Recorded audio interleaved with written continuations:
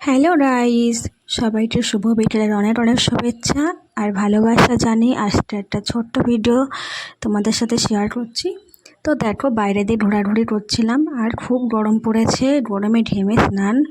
বাইরে একটু হাওয়া খাচ্ছিলাম, হাওয়া হচ্ছে একটু একটু, আর রোদ্দুর গরম খুব পড়েছে। আর দেখো, তোমাদের সাথে শেয়ার করছি। দেখো, এটা হচ্ছে আমাদের গাছে পেয়ারা ধরেছে, পেয়ারা গাছ।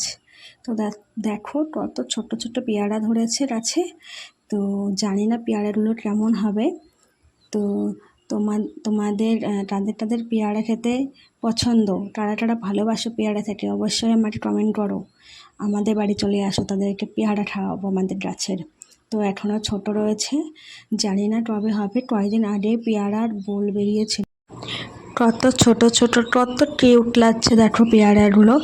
আর কয়েকদিন পরে এই পেয়ারাগুলো বড় হয়ে আমাদের পেটে চলে যাবে। আর হ্যাঁ, এটা কিন্তু বারুইপুরের পেয়ারা, তো অবশ্যই খেতে ভালো হবে আশা করছি।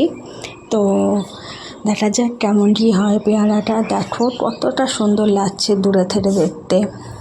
তো আমাদের বাড়িতে সবজিতে ভরা, একদিকে পেয়ারা গাছ, কলা গাছ, বেগুন গাছ, পেঁপে গাছ। আর একটা জিনিস দেখাই, চলো এসো।